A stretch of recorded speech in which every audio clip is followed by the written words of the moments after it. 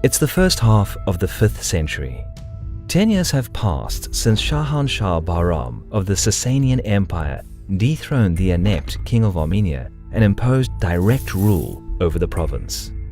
To accomplish this, he installed the office of Mazban, a form of warden to the border satrapies of the empire. This move was even encouraged by the Armenian nobility, with whom King Artaxias was unable to cooperate. Armenians were a Christian minority within the vast, predominantly Zoroastrian Sassanid Empire, and though they were frequently repressed by Bahram's administration, especially during his early reign, their divergent and well-entrenched religious beliefs remained relatively well preserved. Things started to change when Bahram died in 438 and was replaced by his son, YAZDEGARD.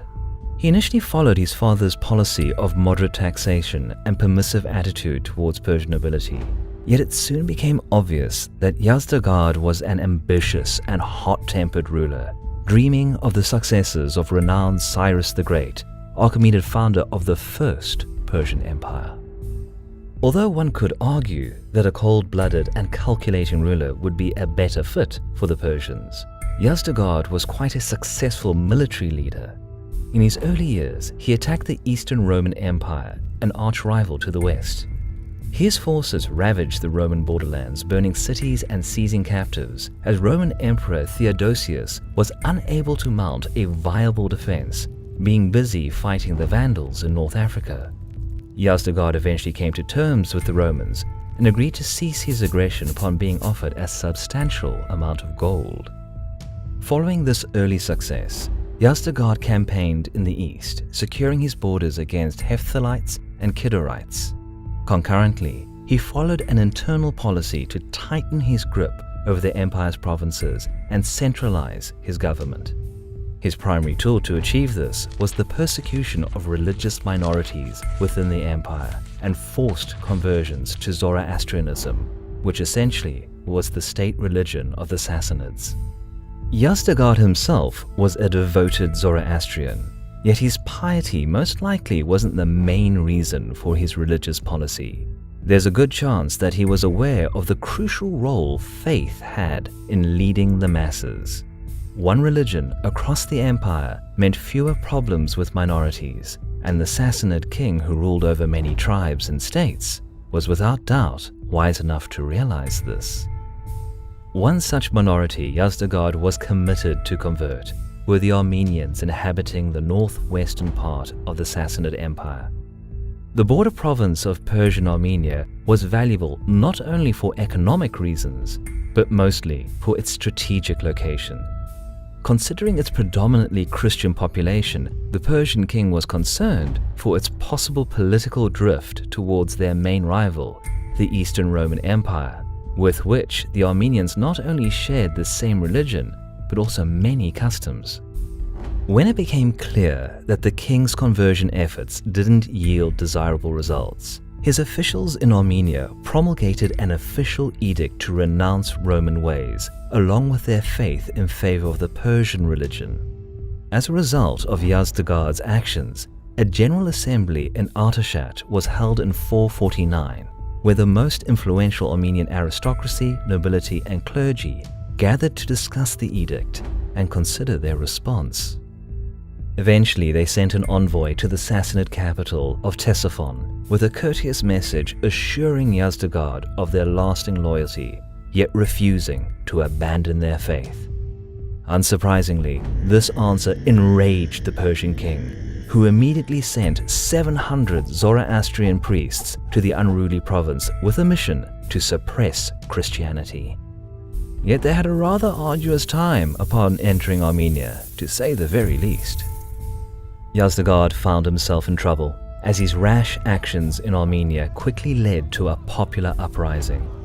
Hard-pressed by the Persian king, the Armenian commoners could no longer bear Sassanid persecution and mounted a widespread armed resistance, electing one of their leading aristocrats, Vardan Mamikonian, as supreme commander of their assembling forces. The Armenians dispatched a message to the Byzantine court seeking aid in their war with the Sassanids. Yet the Roman world was far more concerned with the rising Hunnic menace led by Attila to risk another war with Sassanid Persia, and thus having to fight on two fronts. Seeking help with their campaign elsewhere, Armenian rebels parleyed with the northern tribes of Caucasus, hoping to gain much-needed support. Upon learning about the Armenian disobedience, YAZDEGARD made a smart move to divide the insurgents by granting them religious freedom and assuring general amnesty for those who dared to oppose the King of Kings. This proved to be a good tactic, as one of the Armenian factions under Governor Vasak of Siunik defected to the Persian side. Yet Vardan's supporters doubted the sincerity of the crown, and hostilities seemed inevitable.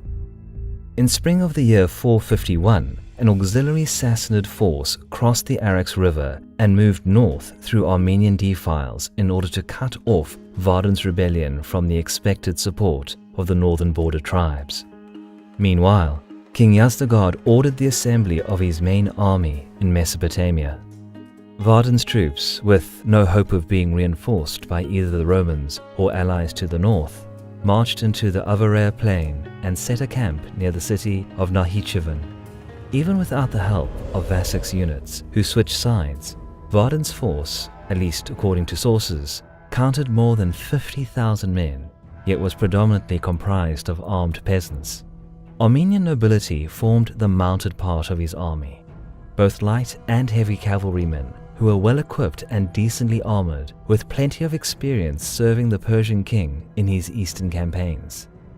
It is said that Vardan's troops were accompanied by a large number of clergy who conducted services and encouraged the soldiers. On the 26th of May, a huge Sassanid army reached the plain and began deployment on the southern side of the small rivulet, flowing through the battlefield. Although sources state that the Persian side counted 300,000 men, it's far more likely that their force barely doubled the Armenian troops. Apart from light and heavy infantry, which formed the bulk of the Persian force, the flanks were guarded by cavalry, with the elite Zayadan cataphract cavalry modeled after the elite immortal units of the Achaemenid era occupying the left flank.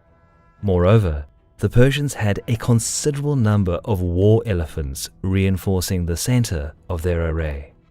The battle started with some skirmishes and archer volleys.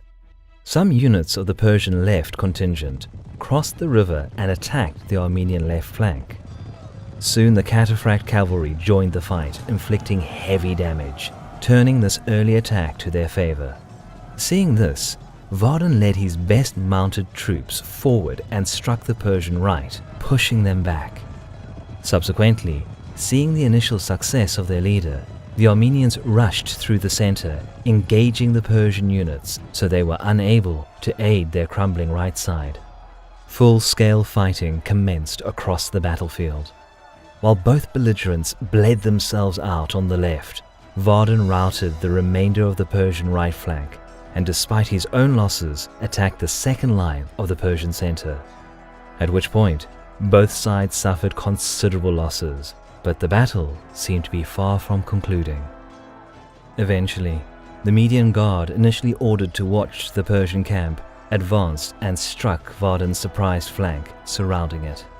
The battle-frenzied Armenian leader found himself in a hopeless position, unable to retreat, and fiercely fought to the last man. Yet the death of their supreme commander didn't cause the rest of his army to rout. The Persians pushed through the center and left, but the Armenian troops held their ground firmly.